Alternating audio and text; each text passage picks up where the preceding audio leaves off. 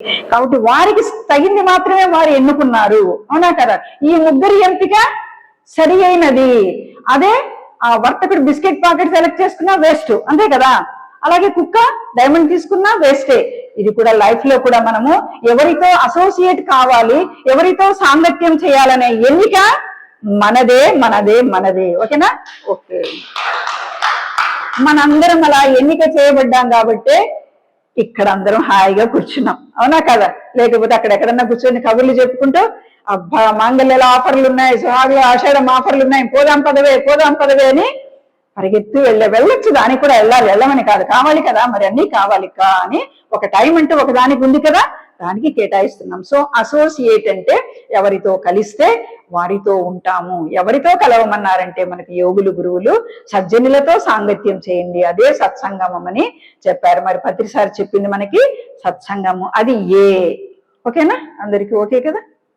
రెండేంటి? B. A B C D formula కదా. B అంటే book reading. A house without book is like a room without Windows. కిటికీలు లేని ఇల్లు ఎలా గాలి వెలుతురు చీకటిగా ఎలా ఉంటుందో, మనం చూడండి, ఎంత చిన్న పూరి గుడిసె గాని ఎంత పెద్ద మహల్ గాని కిటికీలు లేకుండా ఉంటాయి ఏ ఇల్లైనా? ఉందా చెప్పండి ఎవరికైనా? పెద్ద మహల్ గాని చిన్న పూరి గుడిసె గాని కిటికీలు లేని ఇల్లు అంటూ ఉండదు. అలాగే a house without book is like a room without windows. పుస్తకం లేని ఇల్లు గాలి వెలుతురు లేని చీకటి గృహం లాంటిది అని చెప్తున్నారు. అంటే ప్రతి ఒక్కరూ కూడా బుక్ రీడింగ్ అనేది అలవాటు చేసుకోవాలి. అంటే స్వాధ్యాయము, పత్రిసారి చెప్పిన స్వాధ్యాయము, దాన్ని బుక్ రీడింగ్ అని చెప్తున్నాము. ఇది ఒక్కసారిగా మనకి సామాన్యంగా అవ్వదు, ధ్యానంలో వచ్చిన తర్వాత మెల్లమెల్లగా గురువులు చెప్పంగా. కానీ మనం చిన్నతనం నుంచే పిల్లలకి బుక్ రీడింగ్ అలవాటు చేయాలి. పిల్లల్ని మనము లైబ్రరీకి తీసుకెళ్ళాలి, ఈ పుస్తకాలు ఉన్నాయని పరిచయం చేయాలి. వాళ్ళకి ఇచ్చిన పాకెట్ మనీ 10 రూపాయలకో 5 రూపాయలకో బుక్, 5 ఏళ్ళ నుంచి బుక్ కొనించాలి. వాళ్ళ పేరు రాసి డేట్ పెట్టి ఇంట్లో అల్మరిలో పెట్టాలి. అప్పుడు మన ఇంట్లో అందమైన వస్తువు, మన ఇంట్లో విలువైనది ఏదంటే మన బుక్ ఉన్న షెల్ఫ్, అల్మరా. ఇది నేను అందరికీ చెప్తున్నా, నా ఇంట్లో అందమైన వస్తువు ఏదంటే సోఫాలో, లేకుంటే ఏదో ఏసీనో, లేకుంటే ఇల్లు కాదు, బుక్స్ ఉన్న అల్మరా. ఆ బుక్స్ అనేది మన జ్ఞానానికి కొలమానం, అవునా కదా? ఎన్ని బుక్స్ చదువుతుంటామో మనకంత జ్ఞానము. సో అలాంటి అలవాటు మనము చిన్నతనం నుంచే అలవాటు చేయాలి. పిల్లల్ని పార్కులకి, సినిమాలకి అంతా తీసుకెళ్తాం కదా, మరి లైబ్రరీకి ఎంతమంది తీసుకెళ్తున్నారు చెప్పండి? చేతులు ఎత్తండి. పిల్లల్ని ఎంతమంది చిన్నప్పటి నుంచి లైబ్రరీకి తీసుకెళ్లారు? మనమే వెళ్ళాం, వాళ్ళని ఎలా తీసుకెళ్తాం? మనకే తెలియదు లైబ్రరీకి. కానీ సినిమాలకు పరిగెత్తామా, షాపింగ్ పరిగెత్తామా, ఐస్ క్రీమ్ పోతామా? మరి ఎందుకు లైబ్రరీకి పోలేకున్నాం? ఇక్కడే మన జన్మను, మన ఇదిని, లైఫ్ ని వేస్ట్ చేసుకుంటున్నాం. అదే గురువులు వచ్చి చెప్పే వరకు మనం చేయకుండా అలాగే ఉండిపోయాము. కానీ నేను చిన్నతనం నుంచి ఎక్కడికి వెళ్ళినా బుక్ కొనడం, నా పేరు డేటు, బుక్ కొనడం. అప్పుడు చిన్నతనంలో మనకి ఎంత డబ్బు ఉంటుందో ఆ డబ్బుకి తర్వాత మనకి ఎంత కాస్ట్లీ అని తర్వాత మనం కొంటూ ఉంటాం. ఇది ఒక బుక్ రీడింగ్ అనేది ఒక బెస్ట్ హ్యాబిట్. చిన్నతనం నుంచే పుస్తకాలు చదవడం అలవాటు చేయాలి. మరి మన రామకృష్ణ మఠంలో 5 రూపాయలు కూడా అద్భుతమైన పుస్తకాలు ఉన్నాయి, 10 రూపాయలకి పుస్తకాలు ఉన్నాయి. మరి పాకెట్ మనీ పిల్లలకి 5-10 రూపాయలు కూడా ఇవ్వమ్మా, అక్కడ తీసుకెళ్ళాలి, బుక్ చూపించాలి, తీసుకోనా అనాలి, కూర్చొని 10 నిమిషాలు రోజు చదివించాలి కదా. ఇది కదా పిల్లలకి మనం ఇవ్వాల్సిన ఆస్తి. అది కాదు, అది కాక ఏదో చేస్తాం కదా. అందుకే లైఫ్లో అందరికి కూడా అన్ని యాంగ్జైటీ, టెన్షన్, ఏదో సంథింగ్ జరుగుతున్నాయి. చిన్నతనం నుంచి ఆ జ్ఞాన ఉపాసన మనము పిల్లలకి కల్పించాలి. బుక్ రీడింగ్ అనేది అలా ఉంటుంది. ఎలా ఉంటుందంటే, ఉదాహరణకి అక్కడ సత్సంగం ఎంత గొప్పదో బుక్ రీడింగ్ రెండింటికి కంపేర్ చేసి చెప్తాను. ఇక్కడ ఒక ఇంటికి ఒక దొంగ వెళ్తాడు. ఆ ఇల్లు ఒక సాధారణమైన ఇల్లు, మరి పెద్ద ధనవంతులు కాదు, ఒక సగటు వ్యక్తులు. వారింట్లో బీరువాలో కొంచెం డబ్బు ఉంటుంది. పుస్తకాలన్నీ ఫైల్ చేసి, అంటే ఒక బాగా బైండ్ లాగా చేసి బీరువాలో దాచిపెట్టి ఉంటాడు ఆ ఇంటి యజమాని. ఆ ఇల్లాలు ఎప్పుడు గొడవ పడుతుంటారు, ఆ పుస్తకాలు గోల ఎందుకు బీరువాలో, మన ఇంటి నిండా నగలు పెట్టుకోవాలి కానీ మనకి నగలు వేయాలి, ఆ తర్వాత డబ్బు ఉంది, ఆ కొంచెం అడవి పెట్టుకోకుండా పుస్తకాలు ఎందుకు అడవి పెట్టినావని రోజు గొడవ పట్టేది. ఈ పుస్తకాలకి డబ్బు తగలేస్తున్నావు, అసలు ఏం చేస్తున్నావని అలా ఉండేది. ఆ దొంగ వచ్చి అక్కడున్న డబ్బు తీసుకుని బీరువాలో దాచాడంటే ఇంత బరువు ఉందే అంటే తీసి అని చూసేంత దొంగకు ఉండదు కదా, హడావిడికి దొరికితే ఎత్తుకు వెళ్తారు కదా. ఆ లోపల తెరిచి ఇంతలో భద్రంగా పెట్టాడంటే ఇది చాలా విలువైన ధనం ఉంటుంది, దీన్ని తీసుకెళ్లాలని ఆ కొంచెం డబ్బు, ఏదో నగలు చిన్న మూట, ఈ పుస్తకాల బ్యాగ్ అంతా తీసుకెళ్తాడు ఆ దొంగ. చాలా విలువైంది ఉంటుందని. దొంగకు కావాల్సింది ఏది? నగలో డబ్బో ఏదో, పుస్తకాలని తెలియదు. తీసుకెళ్తాడు. తీసుకెళ్లిన తర్వాత తన ఇంటికి వెళ్ళిన తర్వాత ఆ దొరికిన నగలు చూస్తాడు, ఈ పుస్తకాలు చూస్తాడు. ఇంతవరకు మోసుకొచ్చాను స్వామి, ఏంటి మహానుభావుడు, ఈయనకు పంపించేస్తాం, ఏందో చూద్దామని పుస్తకం తిరిగేస్తాడు. తిరిగేస్తుంటే ఒక్కొక్క పేజీ చదువుతూ దొంగ ఏమైపోయినాడు? చెప్పండి మీరే, నేను చెప్పక్కర్లే. రత్నాకరుడు ఏమయ్యాడు? రామాయణం వాల్మీకి. రత్నాకరుడు గజ దొంగ. రత్నాకరుడు ఏమయ్యాడు? మహాకావ్యాన్ని రాసిన వాల్మీకి అయ్యాడు. ఈ దొంగ కూడా ఈ పుస్తకాలు అనేవి ఎంత విలువ, ఎంత జ్ఞానం. చదివే కొద్దీ తనలో పరివర్తన కలిగి మహానుభావుడిగా తయారైపోయి, తనలో పరివర్తన కలిగి వెంటనే ఈ నగలను ఆయనకి పోస్ట్ చేస్తూ ఒక లెటర్ రాసి, స్వామి మీ యొక్క ధనాన్ని అప్పగిస్తున్నాను వేరే వాళ్ళ ద్వారా, ఏదో సంథింగ్, కానీ పుస్తకాలు ఇంకా ఇవ్వలేదు. ఎంతో జ్ఞానం పొందడం వల్ల, మీ పుస్తకాలు చదవడం వల్ల మీ ధనం తిరిగి మీకు ఇచ్చాను, లేకుంటే నాకు ఇంత జ్ఞానం ఉండేది కాదు, ఆ డబ్బు ఖర్చు పెట్టుకునేవాడిని. ఆ జ్ఞానం వల్ల అయితే పుస్తకాలు ఇప్పుడే పంపిన స్వామి, నేను అన్ని మళ్ళీ ప్రింట్ చేసి లేక జిరాక్స్ చేసి అందరికీ పంచి తిరిగి మీ పుస్తకాలను మీకు ఇస్తాను స్వామి అని పంపిస్తాడు. అప్పుడు పోయిన నగలు తిరిగి వస్తే ఏ ఇళ్ళకైనా ఎంత ఆనందం, అవునా కదా? జనరల్ గా లేడీస్ నగలన్నీ వచ్చేసినాయి కదా. అప్పుడు ఆ ఇళ్ళాలు ఆనందంగా, అయ్యో స్వామి పుస్తకాలకు ఇంత విలువ ఉందా స్వామి, జ్ఞానానికి ఇంత విలువ ఉందా స్వామి, నాకు తెలియకపోయా, ఊరికి అది పెట్టినామని రోజు వాళ్ళ నిజమే, జ్ఞానానికంటే విలువైనది మరొకటి ఈ లోకంలో లేదు. మనకున్న ఏకైక ఆస్తి ఆత్మజ్ఞానం. మిగిలినవన్నీ మన వెంట పూచిక పుల్ల కూడా రాదు. నీ పక్కన ఎన్ని డిగ్రీలు ఉన్నా, నీ పక్కన ఎంత హోదా ఉన్నా, నీ ఎంత ఐశ్వర్యం ఉన్నా, నీ పక్కన ఏది నువ్వు తీసుకెళ్ళవు. నువ్వు తీసుకెళ్లేది less luggage, more comfort. Less luggage ఏది? మోసుకుపోయేది లేదు ఆత్మజ్ఞానం. మనకి బాడీలో కరణ శరీరంలో ఇదైపోతుంది కదా, దాంతో పాటు పైకి వెళ్తాం మనం. సో మనం పొందాల్సిన విలువైన ఆస్తి ఏది? ఆత్మజ్ఞానము.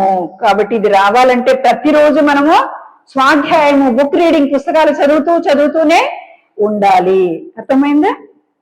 అలా చదవడం వల్ల మనలో దొంగకే అంత పరివర్తన కలిగితే మనకెంత కలుగుతుంది? మన దొంగలమా, గుండాలమా, ఏమన్నా మనం ఒక సాదా మంచి వ్యక్తులమే కదా, మనలో ఇంకెంత పరివర్తన కలుగుతుంది. మరి మన పిరమిడ్ స్పిరిచువల్ సొసైటీలో ఎన్ని బుక్స్ పుస్తకాల పండగ మనకు. ఇది పుస్తకాల పండగ ఎవరు కల్పించారంటే మన పత్రిసారు గట్టిగా క్లాస్. పుస్తకాల పండగ ఇది. ఒక సేతు విజ్ఞానం ఏమి, ఒక రామ్తా ఏమి, ఒక లోక్ సాంగ్ రామ్తా ఏమి, జీవాత్మ ప్రపంచ నియమాలేమి, మరణం లేని మీరు ఏమి, బోడన్ ఆత్మానుభవాలు ఏమి, సీతాయనం ఏమి, యశోదరాయనం ఏమి, న్యూ ఎనర్జీ ఏమి, అసెన్షన్ ఏమి, ఓసో బుక్స్ ఏమి, ఎన్ని బుక్స్, ఎంత ఆనందమో, ఎంత ఆత్మ పొలకించిపోతుందో చదివిన వారికి, తెలిసిన వారికి, ఆచరించిన వారికి మాత్రమే తెలుస్తుంది. అలా ఊరికి తిరిగేస్తే కూడా రాదు.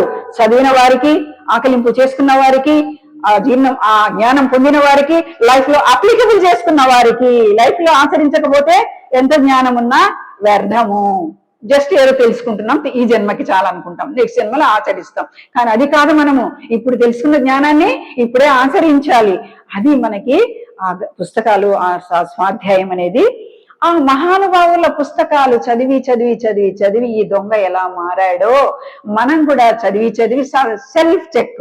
స్వాధ్యాయం మీన్స్ సెల్ఫ్ చెక్.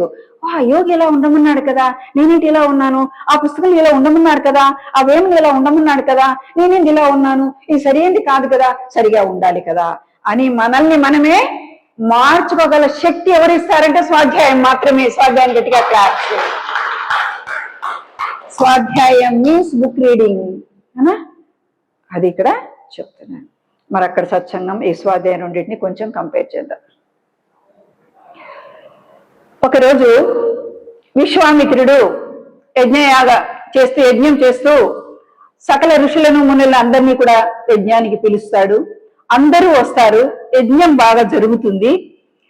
మామూలుగా మనం ఫంక్షన్ లో గిఫ్ట్స్ ఇస్తా ఉంటాం, రిటర్న్ గిఫ్ట్స్ ఏవో ఇస్తా ఉంటాం కదా, అలాగే విశ్వామిత్రుడు కూడా అందరికీ ఏదో ఇచ్చి పంపించాడు. వశిష్ఠుడికి తాను చేసిన యజ్ఞ ఫలములో 3/4 వంతు ఇస్తాడు. అర్థమైందా? తాను చేసిన యజ్ఞ ఫలములో 3/4 వంతు, 3/4 భాగము వశిష్ఠుడికి ఇస్తాడు గిఫ్ట్ గా. సరే వశిష్ఠు తీసుకుని వెళ్ళిపోతాడు. అయిపోయింది, ఫంక్షన్ అయిపోయింది. మరికొన్ని రోజులకి వశిష్ఠుడి ఆశ్రమంలో ఫంక్షన్ జరుగుతుంది, అంటే యజ్ఞం ఏదో సంథింగ్ జరిగినప్పుడు అందరినీ ఇన్వైట్ చేస్తాడు, అందరికి అలాగే గిఫ్ట్లు ఇస్తాడు. విశ్వామిత్రుడికి ఏమి ఇస్తాడంటే తాను చేసే ఆ రోజు చేసిన సత్సంగంలో 1/4 వంతు మాత్రమే ఇస్తాడు. గుర్తుపెట్టుకోండి వీటిని. విశ్వామిత్రుడు తాను చేసిన యజ్ఞం అంటే చాలా ద్రవ్యము, సమయము, చాలా ఖర్చుతో కూడిన వ్యవహారం, అవునా కదా? అంత భారీ ప్రోగ్రామ్ ని 3/4 వంతు వశిష్ఠుడికి ఇస్తే వశిష్ఠుడు తన ఫంక్షన్ లో విశ్వామిత్రుడికి ఏమి ఇస్తాడంటే ఈ రోజు చేసిన సజ్జన సాంగత్యంలో ఈరోజు గంట సేపు క్లాస్ తీసుకున్నాం అనుకో, దాంట్లో 1/4 వంతు విశ్వామిత్రుడికి ఇస్తాడు. విశ్వామిత్రుడికి చాలా కోపం వస్తుంది. నేను అన్ని లక్షల ఖర్చు పెట్టి యజ్ఞం చేసి దాంట్లో 3/4 వంతు ఫలాన్ని నేను ఆయనకి ఇస్తే ఒక్క పూట సత్సంగానికి 1/4 వంతు ఇస్తాడా అని చాలా కోపం వచ్చి ఎవరు ఇక్కడ యజ్ఞం గొప్పనా సత్సంగం గొప్పనా అని అందరిని ప్రశ్న వేస్తాడు. వచ్చిన మునులను ఋషులను అందరినీ, అయ్యా మేము చెప్పలేము, ఆ త్రిమూర్తులను అడగండి, మాకు సాధ్యం కాదు అంటారు. ఈ యొక్క యజ్ఞం గొప్పదా అంటే ఇక్కడ యజ్ఞం తక్కువ చేయడం లేదు, సత్సంగం అనేది ఎంత గొప్పదో చెప్పుకుంటున్నాం అంతే. ఒకదాన్ని ఎక్కువ చెప్తున్నామంటే ఇంకో దాన్ని తక్కువ చేసినట్టు కాదు. ఈమె చాలా మంచిదంటే ఆమె చెడ్డదని కాదు అర్థం. ఇప్పుడు ఆమె చెప్పాల్సి వచ్చింది కాబట్టి చెప్తాం అంత, ఓకేనా? That's all. సో కాబట్టి ఇక్కడ త్రిమూర్తుల దగ్గరికి వెళ్ళాలని శివుడి దగ్గరికి వెళ్తారు, బాబాయ్ నేను చెప్పలేనంటాడు. బ్రహ్మ దగ్గరికి వెళ్తారు, నేను చెప్పలేను బాబాయ్ అంటాడు. విష్ణువు దగ్గరికి వెళ్తారు, విష్ణువు ఆదిశేషుడి మీద పడుకొని భూభారం వస్తుందంతా ఉంటుంది కదా, మీకు అంతా తెలిసి నిన్న ఏకాదశి అయిపోయింది బ్రహ్మాండంగా, విష్ణువు మనం అంతా చేసుకున్నాం. సో కాబట్టి ఇంక విష్ణువుని అడుగుతారు. అప్పుడు ఏం చెప్తా అంటే, బాగానే ఉంది నాయన, కాస్త ఈ భూభారాన్ని మీరు ఎవరన్నా విశ్వామిత్రుని అడుగుతాడు, నువ్వు కాసేపు మొయ్యి నేను పుస్తకాలు రెఫర్ చేసి నీకు ఆన్సర్ చెప్తానంటాడు. అంతే కదా, ఏదైనా చెప్పాలి కదా ఆన్సరు అంటే. సరే విశ్వామిత్రుడు ఈ భూభారాన్ని అంతా పట్టుకుంటాడు. ఒక 10 నిమిషాలు కూడా పట్టుకోలేక, బాబాయ్ నేను మొయ్యలేను అని మళ్ళీ విష్ణువుకే ఇస్తాడు. వశిష్ఠుడిని, స్వామి నువ్వేమన్నా పట్టుకుంటావా, మీకు ఆన్సర్ చెప్పాలంటే నేను బుక్స్ రెఫర్ చేయాలి కదా, నువ్వు పట్టుకుంటావా అని వశిష్ఠుడిని అడుగుతాడు. నా దాకా ఎందుకయ్యా, నా కమండలమే మోస్తాదని. కమండలం ఉంటది కదా ఏబుల్ దగ్గర, మనం చూసే కదా పూర్వకాలంలో మరచెంబు కమండలము. ఆ కమండలం అట్లా పెట్టి సపోర్టు భూమినంతా మోస్తుంది, మొత్తం విశ్వాన్నంతా కమండలమే మోస్తుంది. ఇంక క్లారిటీ మీకు వచ్చి ఉంటుందేమో, నేను చెప్పక్కర్లా, ఎవరో చెప్పండి ముగింపు. ఇక్కడ విశ్వామిత్రుడు ఎన్ని యాగాలు చేసినప్పటికీ దాన్ని 10 నిమిషాలు కూడా మోయలేకపోయాడు. వశిష్ఠుడు సత్సంగంలో ఒక కమండలంతోనే విశ్వాన్నంతా మోయగలిగాడు. ఏంటి డిఫరెన్స్? కన్క్లూజన్ ఏంటి? సత్సంగానికి అంత గొప్ప ఇది ఉందేనే దీనివల్ల మనకి అర్థమవుతుంది. ఈ విశ్వాన్నే ఏకదాటిని చేయగల పవర్ ఎక్కడుందంటే సత్సంగానికి మాత్రం. ఎందుకంటే సత్యముతో కూడి ఉన్న పలుకులకి అంత ఎనర్జీ ఉంటుంది, అంత శక్తి ఉంటుంది అనేది ఇక్కడ మనము ఇక్కడ చెప్తున్నాము. అలాగే స్వాధ్యాయం అంటే సెల్ఫ్ చెక్. పుస్తకాలు మహానుభావులు చదివి చదివి చదివి చదివి మనము ఎలాగ రత్నాకరుడు వాల్మీకిగా మారిపోయాడో, అలాగే అంగుళీమాలుడు బుధత్వంలో సిద్ధించాడో, మనం కూడా రోజు సత్సంగం స్వాధ్యాయం వలన అనేక రకాల బుక్స్ ఇక్కడే లైబ్రరీ ఉంది, అన్ని కొనక్కర కూడా లేదు ఇప్పుడు. అప్పుడైతే అందరం కొని పెట్టాం. ఇక్కడ లైబ్రరీ ఉంది, హ్యాపీగా మీరు పుస్తకం తీసుకెళ్ళండి, 3 రోజులకో 4 రోజులకో హ్యాపీగా చదవండి. ఇక్కడ కూడా స్వాధ్యాయం క్లాసు, ధ్యానం క్లాస్ అప్పుడప్పుడు టైం టేబుల్ ఉంది కదా, ఒకరు బాగా చదువుకుని వాళ్ళు బుక్ తీసి చదివి ఎక్స్ప్లెయిన్ చేయండి. ఎంతో పుస్తకాలన్నిటినీ మీరు చదివేసి ఉండాలా. ఇప్పుడు ఎన్ని రోజులు లైబ్రరీ పెట్టి ఎన్ని పుస్తకాలు చదివినారు చెప్పండి ఆడున్న వాటిల్లో? ఒక రోజున తీసారా, చూసారా? మరి ఎందుకు చూడలేదు? ఎన్ని బుక్స్ చదివారు చెప్పండి? అన్ని బుక్స్ ఉన్నాయి కదా, మనం ఎన్ని చదవచ్చు? మంచి అవకాశం కదా. మళ్ళీ మనం కొని అదంతా లేకుండా ఈడే ఉంది కదా, హ్యాపీగా తీసుకెళ్ళండి. ఒక 3 రోజులు 4 రోజులు 5 రోజులు పెట్టండి, చదవండి. ఇంకేమైనా డౌట్స్ ఉంటే వచ్చిన మాస్టర్స్ని అడిగి క్లియర్ చేసుకోండి, ఒకవేళ అర్థం కాకపోతే. అంతే కదా. ఇప్పుడు వరుసగా మేము రావడం లేదు కాబట్టి ఒక బుక్ని తీసుకుని వారం 10 రోజులు చెప్పలేకున్నాం. అందరికీ టైం టేబుల్ రావాలి కాబట్టి ఏదో కొంచెం చెప్పి వెళ్ళిపోతున్నాం, అంతే కదా. ఒక పుస్తకాన్ని గురించి పూర్తిగా జోనాథన్ లివింగ్స్టన్ చిన్న బుక్ని గురించి నేను చెప్పాను. అట్లా పూర్తిగా చెప్పడానికి రోజు మాకు ఉండదు కదా. అందరు మాస్టర్స్ కి అవకాశం రావాలి కాబట్టి 2 రోజులు 3 రోజులు టైం టేబుల్ వేసుకుంటున్నాం కాబట్టి ఎవరికి తోచిన సబ్జెక్ట్ వాళ్ళు చెప్తూ ఉంటారు. అది ఇక్కడ విషయం. So A means association, means సత్సంగము. B means book reading, means స్వాధ్యాయము, self check. C means chanting. Chanting, CHANTING. Chanting. Chanting means చెప్పండి. ఇంకా నేను ఇట్లా జపమాల మంత్రోచ్చారణ హే రామ్ హే రామ్ హే శివ హే శివ హే మంత్రోచ్చారణ. C means chanting. ఏంటి మనం ధ్యానం చేస్తున్నాం కదా, పూజ జపము స్తోత్రం కంటే ధ్యానం హై స్థాయి కదా, మళ్ళీ చాంటింగ్ అంటున్నారే మేడం అని అనుకో అవసరం లేదు. ఇక్కడ ఏంటో చాంటింగ్ అంటే తెలుసుకుందాం. ఇక్కడ ఉదాహరణకి త్రేతాయుగంలో కృతయుగంలో ధర్మం 4 పాదాలు ఉండేది. త్రేతాయుగంలో ధ్యానం ఉండేది. కృతయుగంలో కూడా ధ్యానం ఎక్కువ హైలైట్ అయ్యేది. ద్వాపర యుగంలో యజ్ఞ యాగాదులు ఉండేవి. కలియుగంలో నామస్మరణ మీన్స్ చాంటింగ్. కలియుగంలో నామస్మరణ, ఇక్కడ నామస్మరణ గురించి నేను చెప్పడం లేదు, చాంటింగ్ లోతైన మీనింగ్ ఉంది. ఇంకా నామస్మరణ కలియుగంలో ఎక్కువ ఇంపార్టెన్స్ ఉంది యాక్చువల్ గా.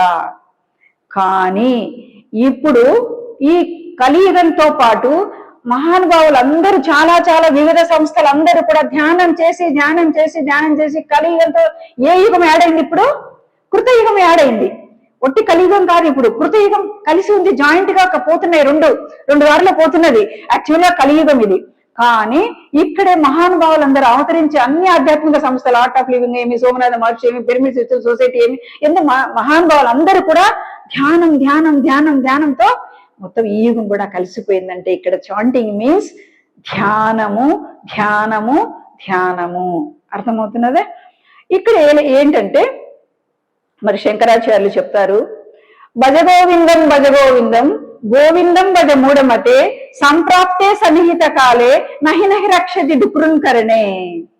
భజగోవిందం ఓరి మూర్ఖుడా, ఓరి మూఢుడా, గోవిందుని భజించు, గోవిందుని స్మరించు, గోవిందా అని జీవితం ధన్యం చేసుకో. నువ్వు ముసలి ముప్పన రోగాల బారిన పడితే ఎవరో కాపాడరు, ఆ భగవంతుడు ఒకడే కాపాడేది అని శంకరాచార్యులు తన శ్లోకంలో చెప్పారు. ఒక మీనింగ్ లో, భక్తిలో అంటే నామస్మరణ చాంటింగ్ లో, దాన్ని ధ్యానంలోకి తిప్పుతున్నాం మనం మీన్స్ యోగులు చెప్పింది. అంటే భజగోవిందం అంటే భజించు, గోవిందుణ్ణి ఆ భగవంతుణ్ణి స్మరించు. రెండవ అర్థము గోవింద మీన్స్ గో అంటే ఇంద్రియాలన్నింటినీ బ్యాలెన్స్ చేసుకుని కాళ్ళు చేతులు కట్టేస్తాం, కళ్ళు మూస్తున్నాం, నోరు కట్టేస్తున్నాం, అన్ని కట్టేసి ఏం చేస్తున్నాం? కళ్ళు మూసేసి ఏం చేస్తున్నాం? శ్వాస పెట్టి ధ్యానం చేస్తాం. అది చేయవయ్యా అంటున్నాడు. మీనింగ్ లోపల ఉంది. భక్తి పరంగా తీసుకుంటే అది అయ్యో రామ రామ రామ రామ రామ చాంటింగ్. లోపల తీసుకుంటే భజగోవిందం, గో అంటే ఇంద్రియాలన్నిటినీ కట్టిపడేసి, ఇంద్రియాలని పక్కన పెట్టేసి కళ్ళు మూసుకొని చాంటింగ్ జరుగుతూ ఉంటది. నువ్వు చేసేదిలా ఏం చాంటింగ్ జరుగుతుంది మనలో చెప్పండి? ఏం జరుగుతుంటది? మనం చేసేది లేదు, మనకు తెలియకుండానే చాంటింగ్ లోపల జరుగుతుంటది. శ్వాస మీద ధ్యాస. Very good. ఇంకా సోహం. Very good. గట్టిగా క్లాప్స్. మనము సోహం అనము. డీప్ గా ధ్యానంలోకి వెళ్తే మన ఎక్సెల్ ఇన్హెల్ ఉచ్ఛ్వాస నిశ్వాసాల వరుస క్రమంగా గమనించి శ్వాస మీద ధ్యాసతో తెలియకుండానే సోహం ధ్యానం ప్రత్యేకంగా ఆర్ట్ ఆఫ్ లివింగ్ వాళ్ళు చెప్తారు. ఇది కూడా నేను మామూలుగా చెప్తుంటాను యోగా క్లాసులో, ఎందుకంటే నేను అన్ని సంస్థల్లో నేర్చుకున్నా కాబట్టి యోగా క్లాసులు ఇవన్నీ నేర్పిస్తుంటాం. సో అంటే ఎక్సెల్, హమ్ అంటే ఇన్హెల్. అది అక్కడ యోగాలు చేస్తాం అదే పనిగా. ఇక్కడ చేసేది ఏమీ ఉండదు. ఇప్పుడు శ్వాస పీలుస్తున్నామా మనము? శ్వాస మీద ధ్యాస అంటే పీలవడం లేదు, ఆటోమేటిక్ గా సాగుతున్నది గమనిస్తున్నాం. లోపల సోహం ప్రక్రియ జరుగుతూనే ఉంటది. అంటే నువ్వు నేను ఒకటే, ఆత్మ పరమాత్మ ఒకటే, దైవం నువ్వే, అహం బ్రహ్మస్మి తత్వమసి అంతా అక్కడే ఉందని సోహం చాంటింగ్ జరుగుతుంటుంది. అది ధ్యానము. అది సి మీన్స్ చాంటింగ్. చాంటింగ్ అంటే కేవలం భజన మాత్రమే కాదు, ధ్యానము. సోహం చాంటింగ్ శ్వాస మీద ధ్యాస పెట్టడం వలన అలా జరుగుతూ ఉంటుంది. ఇక్కడ ఇంకా ఏం చెప్తారంటే, సాయి రామ నౌక సాగిపోతుందిరా, సాయి కృష్ణ నౌక సాగిపోతుందిరా, సాయి రామ నౌక సాగిపోతుందిరా, సాయి కృష్ణ నౌక సాగిపోతుందిరా, డబ్బిచ్చి నౌక మీరెక్కలేరురా, పేద సాదలకు ఒకటే నౌక, పేద సాదలకు ఒకటే నౌక, శ్వాస మీద ధ్యాస పెడితే నౌకంబు సాగిపోవు, శ్వాస మీద ధ్యాస పెడితే నౌకంత సాగిపోవు. ఈ నౌక సాగాలి అంటే శ్వాస మీద ధ్యాస పెట్టాలి. ఏ టికెట్ ఇచ్చేది లేదు, ఏ డబ్బు ఇచ్చేది లేదు. ఏ నౌక ఎక్కాలంటే శ్వాసనే పడవ ఎక్కితే ఈ భవసాగరాన్ని ఈజీగా దాటచ్చు అని చెప్తున్నారు.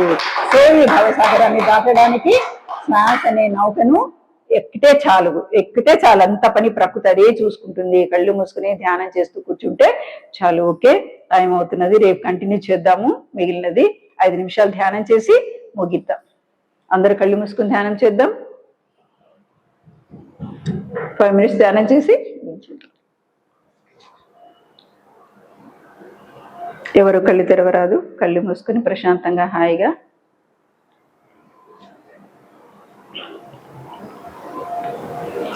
నోటిలోని మౌనం, మనసులోని శూన్యం, దాని పేరే ధ్యానం.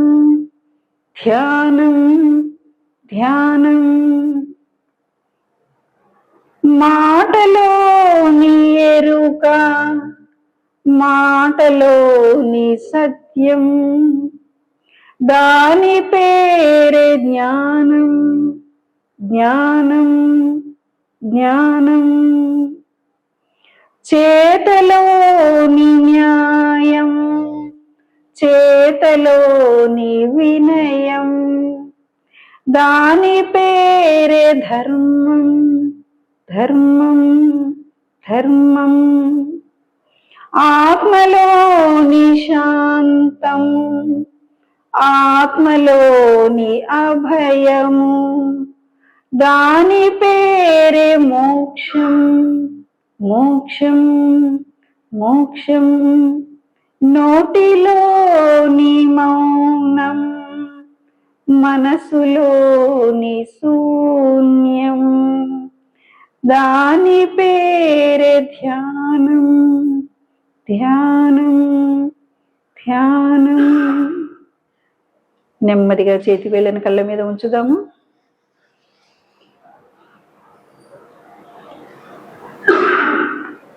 ఐదు, 4, 3, 2, 1, 0. గురువుగారైన బ్రహ్మశ్రీ పితామహ సుభాష్ పత్రిజీ గారికి ఆత్మ ప్రణామాలు చెల్లిస్తూ, ఓకే ఫ్రెండ్స్, గురు పౌర్ణమి